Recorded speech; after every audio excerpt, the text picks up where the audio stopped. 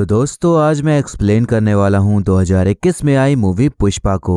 इसकी IMDb rating है 7.9 out of 10 जो कि मूवी के हिसाब से सही ही है। मैं मूवी को एक्सप्लेन करूंगा, लेकिन उससे पहले अगर आप हमारे चैनल पर नए हैं तो नीचे लाल कलर से लिखे सब्सक्राइब को दबाकर ग्रे कर दें। इससे आप हमारे चैनल से जुड़ जाएंगे और आने वाली वीडियोस को देख पाएंगे। और जिन्होंने सब्सक्राइब करा हुआ है उनका बहुत बहुत शुक्रिया। आप लोग ऐसे ही चैनल से जुड़े रहिए। मैं आपके लिए वीडियोस लारे में बताया जाता है जो कि जापान में लोग शादी में गिफ्ट के तौर पर दिया करते थे। ये गिटार भारतीय रुपए के हिसाब से 8 लाख का मिलता था, क्योंकि ये लाल चंदन की लकड़ी से बनता था। और ये लाल चंदन की लकड़ी भारत के सिर्फ शेषाचलम शहर के जंगलों में ही पाई जाती थी, तो ये एक तरह का सोना ही मानी जाती थी। इसे भारत से तस्करी करके चाइना और जापान में भेजा जाता था और इसे काटना या बेचना गैर कानूनी था, इसीलिए ये काफी रिस्की काम था। लेकिन इस गलत काम को करने वाले लोगों का ये मानना था कि जहाँ कानून होता है वहीं तो क्राइम होता है। अब इसके बाद हम एक आदमी को देखते हैं जो कि लाल चंदन की लकड़ी से भरा ट्रक तस्करी करके ले जा रहा होता है, लेकिन पुलिस वालों ने उसे रोक लिया होता है। आदमी पुलिस को घूस देने के लिए 5,000 कीमत बताता है, लेकिन पुलिस नहीं मानती। आदमी ऐसे ही कीमत बढ़ाते हुए 1 लाख पहुंच जाता है और उसी बीच वो पुलिस वालों से हाथापाई भी कर रहा होता है। पुलिस वाले उसे पकड़ लेते हैं। तब वो कहता है कि 1 लाख सभी के लिए नहीं, बल्कि 1 लाख हर किसी को मिलेगा। ये सुनने के बाद पुलिस वाले अपनी सारी जिम्मेदारियां भूलकर पैसों के लालच में उसे छोड़ देते हैं। तब एक पुलिस वाला उस आदमी का नाम पूछता है, तो आदमी बताता है कि मेरा नाम पुष्पा है, लेकिन नाम याद मत रखना। पुष्पा दिहाड़ी मजदूरी का काम करता था और कहीं भी किसी भी फैक्ट्री में काम मिले वहीं पर लग जाता था। एक दिन ऐसे ही पुष्पा फैक्ट्री के बाहर मस्त आराम से कुर्सी में बैठे चाय पी रहा होता है, जैसे कि कोई महाराजा हो। तभी वहाँ पर फैक्ट्री का मालिक आता है और उसे देखते ही चिढ़ सा जाता है, क्योंकि वो बैठा ही ऐसा था जैसे कि फैक्ट्री उसकी हो।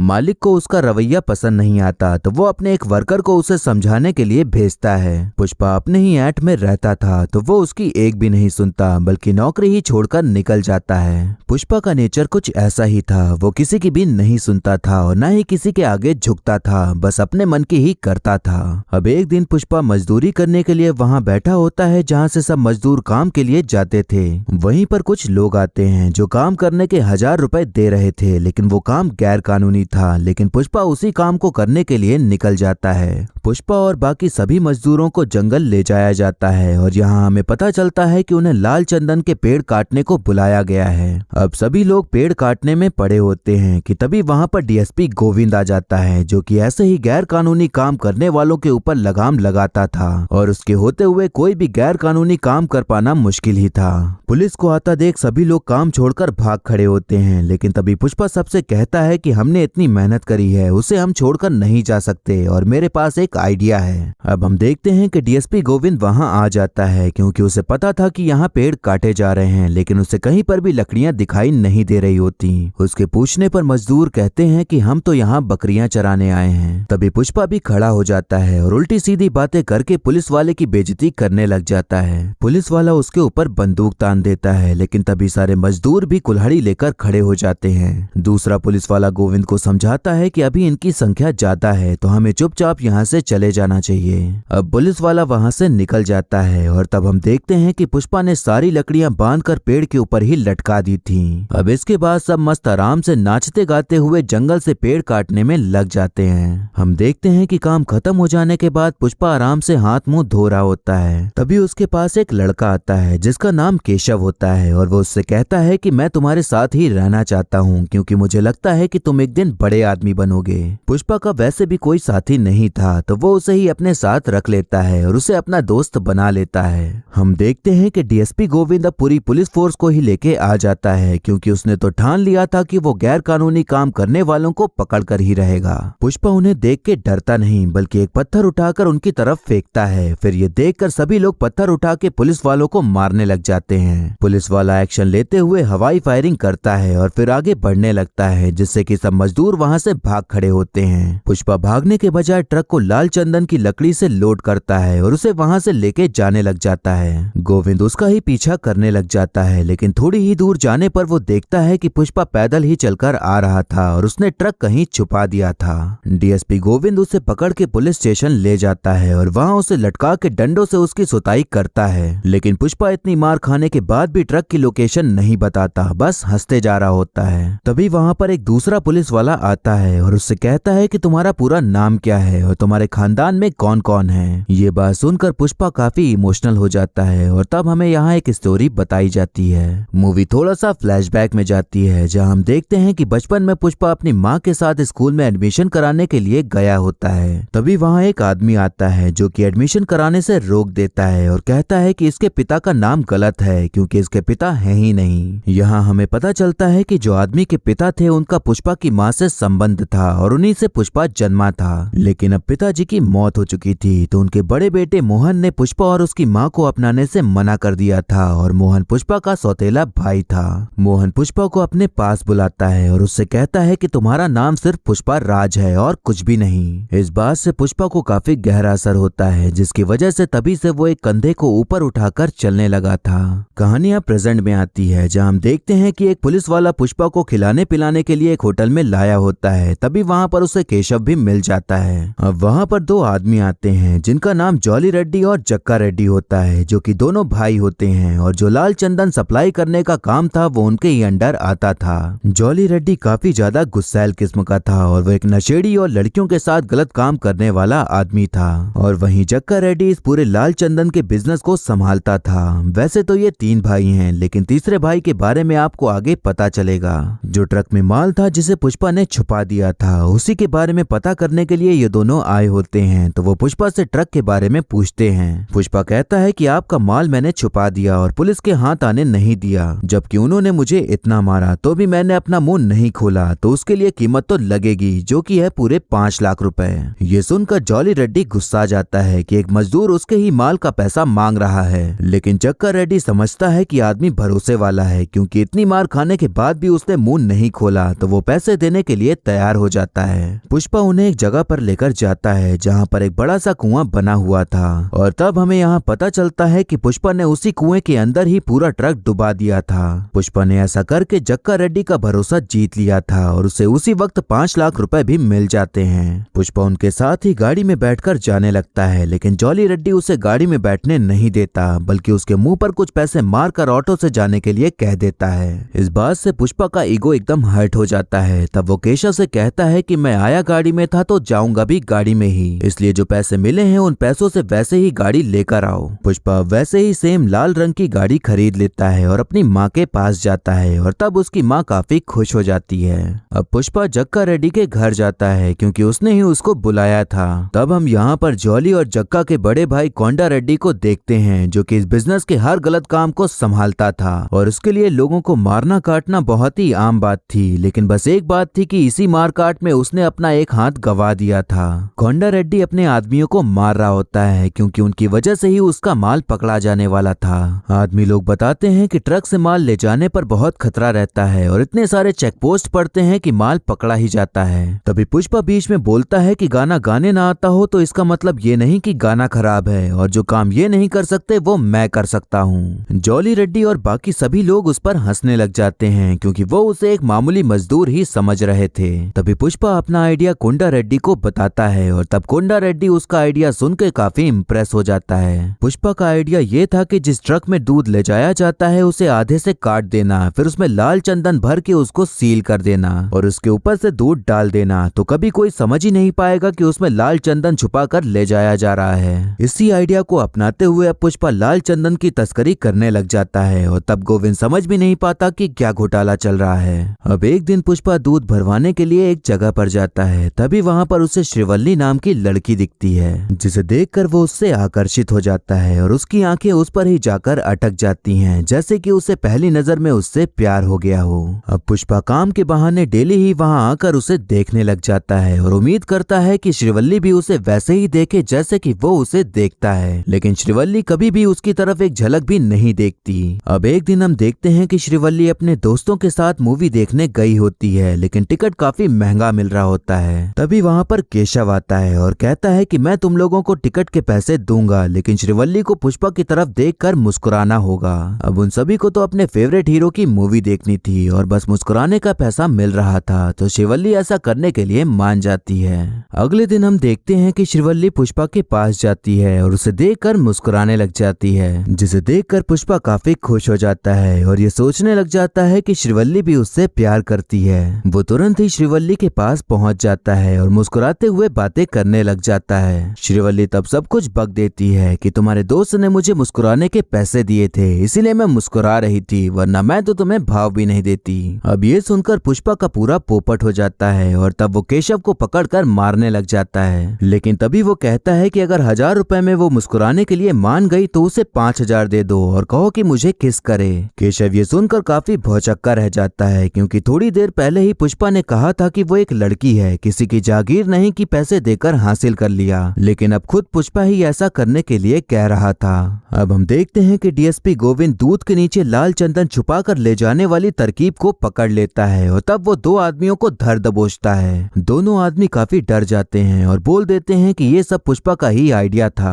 गोविंद कहता है कि मैं तुम्हें छोड़ दूंगा, लेकिन उसके लिए तुम्हें मेरे खबरी का काम करना होगा और सारा माल कहाँ जाता है कहाँ आता है सब बताना होगा और उसके लिए तुम्हें 50 लाख मिलेगा। पैसों के लालच के चक्कर में दोनों लोग खबरी बनने को मान जाते हैं। अब हम देखते हैं कि श्रीवल्ली 5000 में पुष्पा को किस करने के लिए मान गई थी, तो वो पुष्पा के पास आती है। फिर दोनों लोग किस करने के लिए अपनी पोजीशन ले लेते हैं। तभी श्रीवल्ली रोने लग जाती है और कहती है कि मुझे बिल्कुल भी करने का मन नहीं है, लेकिन मेरे दोस्तों ने पैसों के चक्कर में मुझे भेज दिया, लेकिन मैं अपनी पहली किस अपने पति को ही देना चाहती हूँ। श्रीवल्ली अब जोर जोर से रोने लग जाती है और तब उसकी दोस्त उसे वहाँ से लेकर चली जाती है। पुष्पा कहता है कि मैंने उसे पैसे दिए हैं तो मैं उससे किस लेकर रहूंगा, फिर चाहे उसके लिए मुझे उसका पति ही बनना पड़े। अब हम एक आदमी को देखते हैं जिसका नाम मंगल शीनू होता है और यही मेन आदमी था जिसको सब लोग माल बेचते थे और फिर मंगल शीनू लाल चंदन को बाकी बड़े सप्लायर्स को बेचता था।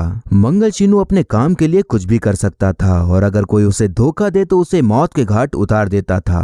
मंगल शीनू कोंडा रेड्डी के पास आता है और अपना सारा माल उसको छुपा कर रखने को कह देता है, क्योंकि उसे शक था कि शायद पुलिस उसके माल को ढूंढ रही है। कोंडा रेड्डी पूरा माल अपने खुफिया अड्डे पर रखने के लिए मान जाता है, क्योंकि कोंडा रेड्डी मंगल शीनू को ही अपना माल बेचता था, इसलिए उससे अच्छे संबंध बनाए रखना ही जरूरी था। वहीं पर हम एक आदमी को देखते हैं जिसका नाम मोरगलिस होता है और वो मंगल शीनू का साला होता है, जो कि मंगल शीनू के लिए मार काट का काम करता था। मंगल शीनू को चिंता थी कि कहीं यहाँ भी उसका माल पकड़ा न जाए, तो कोंडा रेड्डी बताता है कि पुष्पा नाम का एक लड़का मिला है जो कि इस काम के लिए सही रहेगा, क्योंकि जब से उसने काम संभाला है तब से हमारा माल पुलिस के हाथ नहीं लग पाया है। अब एक दिन पुष्पा उस अड्डे पर आता है तो देखता है कि वहाँ कोई भी काम नहीं कर रहा है। पुष्पा के पूछने पर पता चलता है कि जॉली रेड्डी ने यहाँ अपनी अय्याशी का अड्डा बना लिया है, इसीलिए कोई काम नहीं हो पा रहा। पुष्पा जब कमरे में जाता है तो देखता है कि एक लड़की वहाँ बैठी हुई थी जिसकी हालत ठीक नहीं थी। पुष्पा समझ जाता है कि ये जॉली नहीं किया होगा, तो वो लड़की को अपनी शर्ट उड़ाकर उसे घर छोड़ने के लिए कह देता है। तभी पुष्पा के पास कोंडा रेड्डी का फोन आता है और बताता है कि पुलिस को हमारे अड्डे के बारे में पता चल गया है, तो किसी भी तरह हमें सारे माल को वहाँ से हटाना होगा। अब वहाँ पर हजारों टन लाल चंदन की लकड़ियाँ रखी हुई थी, तो उन्हें इतने कम टाइम पर हटा पाना काफी मुश्किल ही था। लेकिन तभी पुष्पा को एक आइडिया आता है और वो लकड़ियों को नदी में फेंकने लग जाता है और वहीं केशव को पैसे देकर भेज दिया होता है कुछ करने के लिए। सारे मजदूर लाल चंदन की लकड़ियों को नदी में फेंकना शुरू कर देते हैं और पुलिस के आते आते सब लकड़ियां वहां से गायब हो जाती हैं। उधर केशव एक डैम के पास पहुंच जाता है और पैसे देकर डैम को बंद करवा देता है और तब सारी लकड़ियां वहीं पर आकर जमा हो जाती हैं और जो पुष्पा ने दिमाग लगाया था उसमें कामयाबी मिल जाती है। डीएसपी गोविंद को वहां पर लकड़ी का एक टुकड़ा भी नहीं मिलता, जिस बात से उसके गुस्से का पारा चढ़ जाता है और पुष्पा से कहता है कि तुम्हें अंदाजा भी नहीं है कि तुम क्या कर रहे हो और तुम तो जानवर से भी बदतर हो। पुष्पा कहता है कि इस दुनिया से बदतर कुछ भी नहीं है। इस दुनिया ने आपके हाथ में पिस्तौल दी है और मेरे हाथ में कुल्हाड़ी और हम सब अपनी लड़ाई लड़ रहे हैं। गोविंद कहता है कि आज भले ही तू जीत का जश्न मना ले, लेकिन आने वाले समय में तू हार का मातम ही मनाएगा। और इतना कहने के बाद वो वहाँ से चला जाता है। पुष्पा ने जो करोड़ों का माल पुलिस से बचाया था उसके लिए वो सबका हीरो बन गया था, तो उसी के खुशी में मंगल शीनू एक पार्टी रखता है जहाँ पर सभी बड़े गुंडे और मंत्री आए होते हैं। वहाँ हम देखते हैं कि दो आदमी एक दूसरे से बात कर रहे होते हैं कि मंगल शीनू माल को 1 करोड़ में बेचता है और बाकी सबको 25 लाख ही देता है, तो इस तरह से सारे पैसे वो अपने पास ही रख रहा है। ये सारी बात पुष्पा सुन लेता है तो वो कोंडा रेड्डी को जाकर बताता है और कहता है कि हमें और ज्यादा पैसे की डिमांड करनी चाहिए। कोंडा रेड्डी कहता है कि हम ऐसे ही पैसे बढ़ाने की बात नहीं कर सकते, वरना उसे बुरा लग गया तो हमारे रास्ते लग जाएंगे, लेकिन तुम जाकर उससे बात कर सकते हो और अगर वो मान गया तो आधा हिस्सा तुम्हारा हुआ। पुष्पा उस टाइम कोई भी एक्शन नहीं लेता और उस बात को टाल देता है क्योंकि उस समय वो भी कोई रिस्क नहीं लेना चाहता था। उसी पार्टी में श्रीवल्ली के पिता भी आए होते हैं क्योंकि वो कोंडा रेड्डी के साथ ही काम करते थे। केशव उनसे कहता है कि पुष्पा आपकी लड़की के लिए सही रहेगा और वो मुल्लेटी वेंकट रमन का छोटा बेटा है। पुष्पा के जो पिताजी थे वो एक टाइम पे बहुत ही जाने माने आदमी थे, तो उनका नाम सुनते ही श्रीवल्ली के पिता शादी के लिए हाँ कर देते हैं। अब हम देखते हैं कि पुष्पा और उसकी माँ सभी लोग शादी के लिए श्रीवल्ली के घर आ गए होते हैं और सभी लोग काफी खुश होते हैं। तभी वहाँ पर पुष्पा का सौतेला भाई मोहन आ जाता है और वो सभी लोगों के सामने कहता है कि पुष्पा एक नाजायज औलाद है और उसका मेरे पिता से कोई संबंध नहीं है। वो ऐसे ही पुष्पा की माँ की भी बेइज्जती करते जा रहा होता है, जिससे कि पुष्पा को गुस्सा आ जाता है और वो उसे मारने लग जाता है। इसी झड़प में पुष्पा की माँ को चोट आ जाती है, तो पुष्पा उन्हें तुरंत हॉस्पिटल लेके जाता है। पुष्पा के सौतेले भाई ने बचपन से लेकर आज तक जो पुष्पा के साथ गलत किया था उसको देखते हुए पुष्पा ये कसम खाता है कि अब चाहे जो हो जाए वो बड़ा आदमी बनकर रहेगा और किसी के आगे कभी झुकेगा नहीं। पुष्पा सीधा मंगल शीनू के पास जाता है और कहता है कि जो माल हम देते हैं उसका 1 करोड़ चाहिए, वरना मैं माल चेन्नई जाकर डायरेक्ट मुर्गन को बेचूंगा। पुष्पा उन्हीं लोगों के सामने उनके ही फोन से मुर्गन को कॉल लगा देता है और डायरेक्ट उसे ही माल बेचने की डील कर लेता है। इस बात से मंगल शीनू को बहुत गुस्सा आ जाता है, तो उसके गुंडे पुष्पा को मारने के लिए आगे बढ़ते हैं, लेकिन एक एक करके सब धराशाही हो जाते हैं। पुष्पा जाते जाते कहता है कि पुष्पा नाम सुन के फ्लावर समझे क्या, फायर है मैं। अब पुष्पा 5 टन लाल चंदन लेकर डायरेक्ट मुर्गन से मिलता है और उससे हर एक टन के लिए 1.5 करोड़ की डील फिक्स कर लेता है। पुष्पा कोंडा रेड्डी को बिना बताए ही मुर्गन से मिलने आ गया था, लेकिन जब पुष्पा उन्हें कीमत बताता है तो कोंडा रेड्डी भी इसके लिए हामी भर देता है और तब पुष्पा कोंडा के बिजनेस का आधा हिस्सेदार बन जाता है। अब जॉली रेड्डी को उन 2 लोगों के बारे में पता चल गया था जिन्होंने डीएसपी गोविंद को उनके अड्डे की खबर दी थी, तो वो उनको पकड़ के बहुत मारता है और उन 2 में से एक श्रीवल्ली के पिता होते हैं। जॉली रेड्डी को पता चलता है कि उस आदमी की एक बेटी है जो कि उसे पहले से ही पसंद थी। जॉली श्रीवल्ली के पास जाता है और कहता है कि तुम्हें सच धज के मेरे पास आना होगा और मेरे साथ रात बितानी होगी, नहीं तो मैं तेरे पिता को मार डालूंगा। श्रीवल्ली अपने पिता से बहुत प्यार करती थी और उसके पास और कोई चारा भी नहीं था, इसीलिए ऐसा करने के लिए तैयार हो जाती है। श्रीवल्ली तैयार होने के बाद जॉली के पास नहीं बल्कि पुष्पा के पास जाती है और तब उसे पूरी बात बता देती है। उन दोनों के शादी के टाइम जो हुआ था उसके बाद से पुष्पा ने श्रीवल्ली के आसपास जाना भी छोड़ दिया था, क्योंकि उसे लगता था कि श्रीवल्ली उससे प्यार नहीं करती। लेकिन तभी श्रीवल्ली बताती है कि उसने जब पहली बार उसे देखा था तभी ही पसंद कर लिया था, इसीलिए वो हर चीज करने के लिए तैयार हो जाती थी। लेकिन मैंने ये कहा था कि मैं सब कुछ पहले अपने पति के साथ ही करना चाहती हूँ, तो मैं तुम्हें ही अपना पति मानती हूँ, इसलिए आज रात तुम मेरे साथ गुजार लो, फिर उसके बाद मैं जॉली के पास चली जाऊंगी।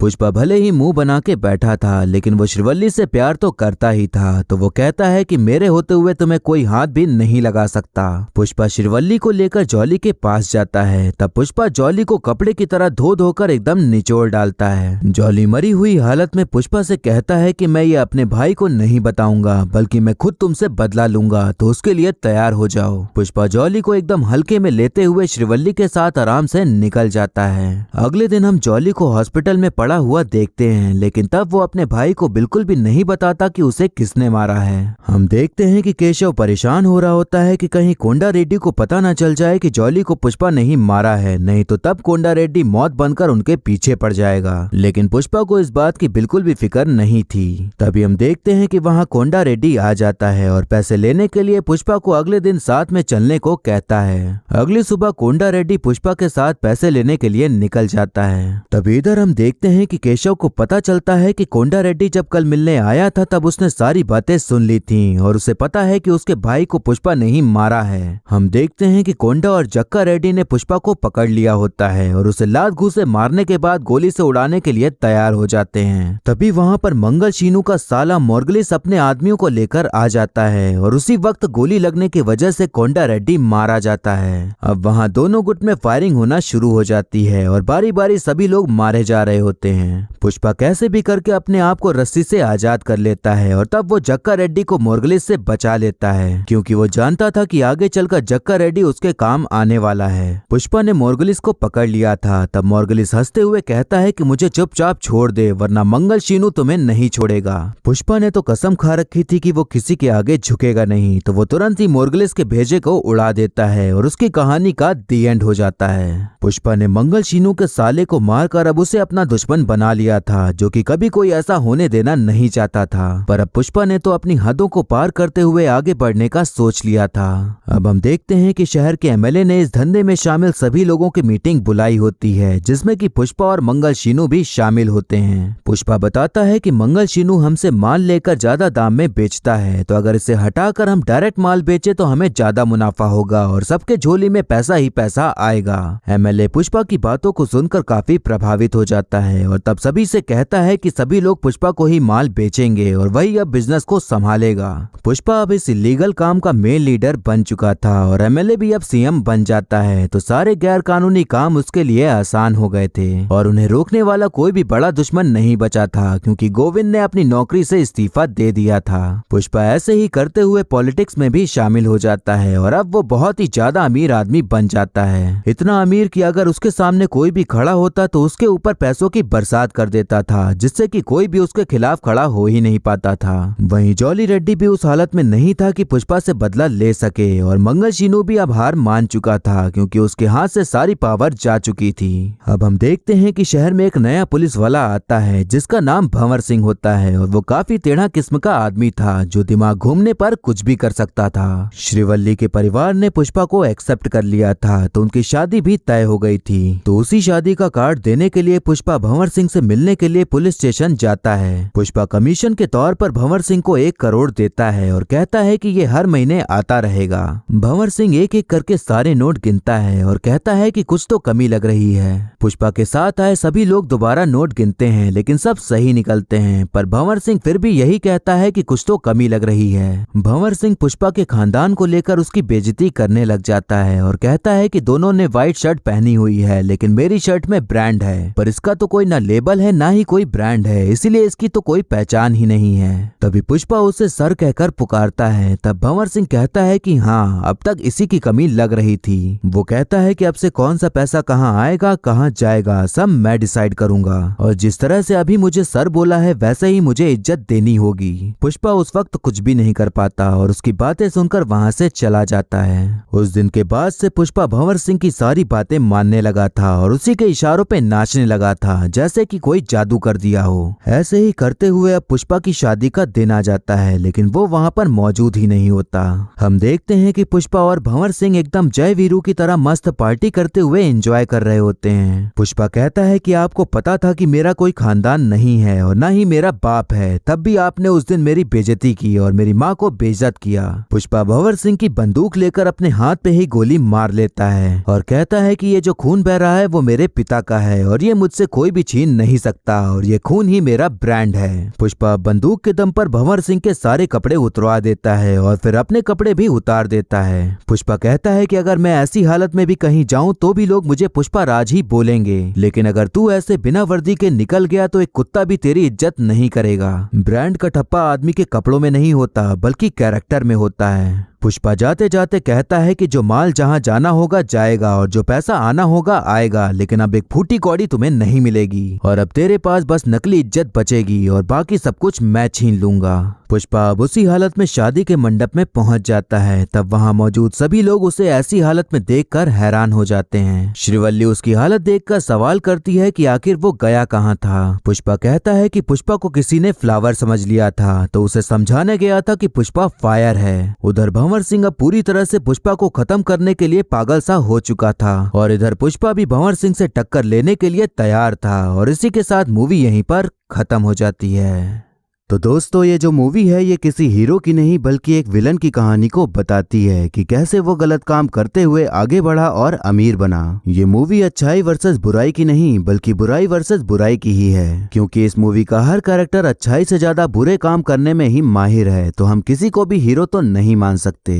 पुष्पा का जो कैरेक्टर है उसे जब हम देखते हैं तो उसकी स्टाइल और उसका काम करने का तरीका हमें बहुत पसंद आता है और मन करता है कि काश हमारा भी इतना भौकाल हो पाता या हम भी ऐसे स्टाइल मार पाते। लेकिन असलियत ये है कि अगर हम रियल लाइफ में पुष्पा बनने की कोशिश करेंगे तो हम सीधा जेल में नजर आएंगे, क्योंकि पुष्पा जो काम करता है वो देखने में तो अच्छा लगता है लेकिन कानून के नजर में तो गलत ही है। इस मूवी को लेकर काफी मिक्स रिस्पॉन्स देखने को मिलता है। अगर हम इसे सिर्फ एंटरटेनमेंट पर्पज से देखें तो ये बहुत ही ज्यादा अच्छी है और आपको देखने में मजा भी आएगा। लेकिन जब आप ये सोचकर देखेंगे कि इस मूवी से कुछ सीखने मिले तब ये मूवी गड़बड़ा जाती है। कुछ चीजें हैं जो इसमें सही नहीं लगती, लेकिन इसका अगला पार्ट भी आएगा तो अगर उसमें ये चीजें सही हो जाती हैं तो काफी अच्छा रहेगा। जैसे कि पुष्पा जो गैर कानूनी काम करता है उसे हीरो की तरह दिखाया गया है और जो पुलिस इस गैर कानूनी काम को रोकने की कोशिश करती है उसे विलन की तरह दिखाया गया है। पुष्पा का ये मानना है कि ये दुनिया बहुत बुरी है और अगर यहाँ जीना है तो हमें भी बुरा बनना ही होगा। मैं इस बात से सहमत हूँ। मेरे ख्याल से सभी सहमत होंगे कि जालिम दुनिया में रहना है तो थोड़ा तो टेढ़ा बनना होगा। लेकिन अगर ऐसे ही सोचकर हर इंसान पुष्पा बनने लग जाएगा तो भारत की जेल ठसाठस भरी ही मिलेगी, क्योंकि असल जिंदगी में उसकी जगह वही है। इस मूवी को जब आप देखेंगे तो इसकी कहानी आपको कुछ कुछ KGF की याद दिला सकती है, लेकिन मूवी के एंड होने पर उस तरह की एक्साइटमेंट बिल्कुल भी देखने को नहीं मिलती जैसे बाहुबली 2 के आने की थी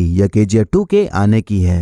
अब एक्टिंग की बात करें तो अल्लू अर्जुन ने पुष्पा के रोल को इस तरह निभाया है कि उनके अलावा पुष्पा के कैरेक्टर में हम किसी और को देख ही नहीं सकते।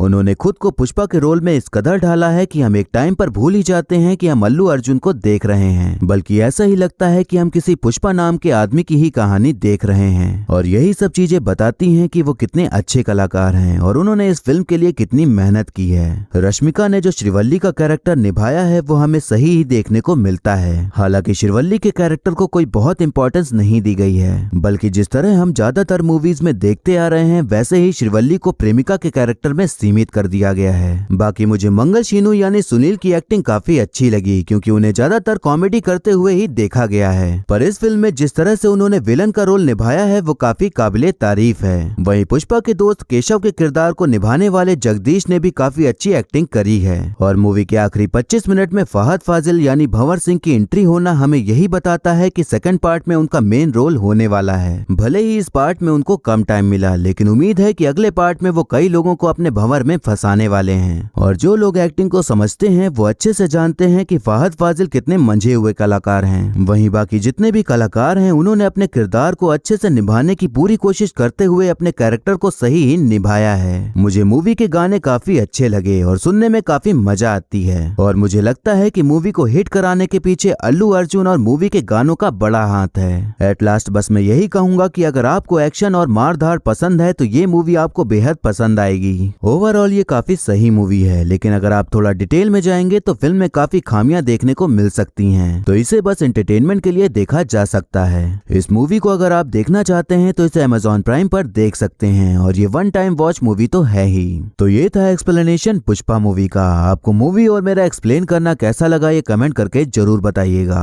और ऐसे ही आने वाली वीडियोस देखते रहने के लिए हमारे चैनल को सब्सक्राइब करें और बेल आइकन दबा दें, जिससे कि आपको नई वीडियोस की नोटिफिकेशन मिल जाएगी। लगी हो तो लाइक जरूर करें। आपके लाइक और कमेंट से मुझे और भी वीडियोस बनाने का मोटिवेशन मिलता है। तो मिलते हैं नेक्स्ट वीडियो में, तब तक के लिए टाटा बाय बाय और नमस्ते।